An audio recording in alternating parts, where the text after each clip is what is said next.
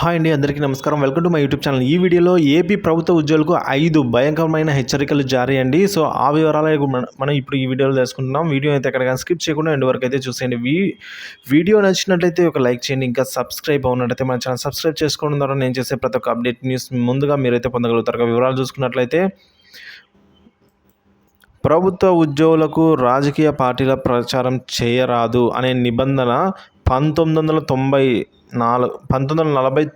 September 17వ తేదీ నుంచి అమల్లోకి వచ్చాయి. అంటే ఇప్పుడు కాదండి, మనకు స్వాతంత్రం వచ్చినప్పుడు 1947లో స్వాతంత్రం వచ్చింది. సో 1949లో నుంచి సెప్టెంబర్ 17వ తేదీ నుంచి అమల్లోకి వచ్చాయి. ప్రభుత్వ ఉద్యోగులతో పాటు వివిధ కార్పొరేషన్ అలాగే ప్రభుత్వ రంగ సంస్థల్లో పనిచేసే అన్ని స్థాయిల మరియు కేటగిరీల ఉద్యోగులు ఎట్టి పరిస్థితుల్లో పారదర్శకంగానే వ్యవహరించాలి. కానీ ఎన్నికల కోడ్ అమల్లో ఉన్నప్పుడు సో అలా ఉంటేనే ఎన్నికలు సజావుగా నిర్వహించేందుకు ప్రతి అధికారి ఉద్యోగి తన వంతు బాధ్యతను సక్రమంగా నిర్వర్తించాలి అనేసి చెప్తున్నారు. సో కాబట్టి ఉద్యోగ బాధ్యతతో అందరినీ మన్ననలు పొందాలి అని అయితే అంటున్నారు. హద్దు మీరితే అంతే సంగతులు అని కూడా అంటున్నారండి. మనకు తెలిసిందే, చాలామందికి వేటు పడిందండి. అంటే చాలామంది ఉద్యోగులు అయితేనేమి ఇంకా తదితరులు ఈ ఓట్లకు సంబంధించిన కార్యక్రమాల్లో తిరగడము, అలాగే పార్టీకి సంబంధించిన కార్యక్రమాల్లో తిరగడము, పార్టీని ప్రచారం చేయడం కూడా కొన్ని జరిగాయండి. సో వారందరూ కూడా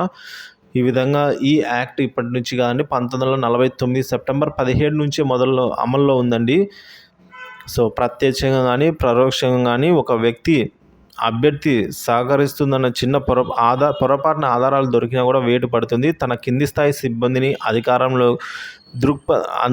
అధికార దృక్పథంతో ఒక పార్టీకి సహకరించాలని, ఫలానా పార్టీకి ఓటు వేయాలని కూడా అలా ప్రలోభ పెట్టకూడదు అని అయితే ఈ యాక్ట్ అంటే ఈ రూల్ చెప్తుంది. సో ఎవరైనా రాజ్యాంగం కట్టుదిట్టం మీద రాజ్యాంగానికి కట్టుబడి ఉండాలండి. ప్రభుత్వ ఉద్యోగులు ఫేస్బుక్ లేదా వాట్సాప్ గ్రూపులలో అయినా సరే అండి, రాజకీయ పార్టీలకు అనుకూలంగా ఎటువంటి పోస్టులు చేసినా సరే కఠినమైన చర్యలే ఉంటాయి.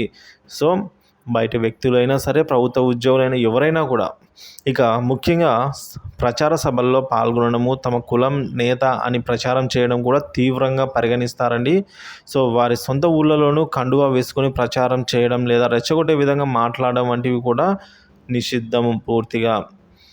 ఇదే అండి ఉద్యోగులకు సంబంధించి 5 రకాల హెచ్చరికలు అయితే ఈ విధంగా మన కేంద్ర ప్రభుత్వం అంటే కేంద్ర ఎలక్షన్స్ కమిషన్ సెంట్రల్ అయితే జారీ చేసింది. ఇవన్నీ కూడా మనకు ఆల్రెడీ చాలామందికి తెలిసే ఉంటాయి. ఇది తెలియని వారి కోసం అండి. Thank you for watching this video. నచ్చినట్లయితే ఒక లైక్ చేయండి. ఇంకా సబ్స్క్రైబ్ అన్నట్లయితే మన ఛానల్ సబ్స్క్రైబ్ చేసుకోండి.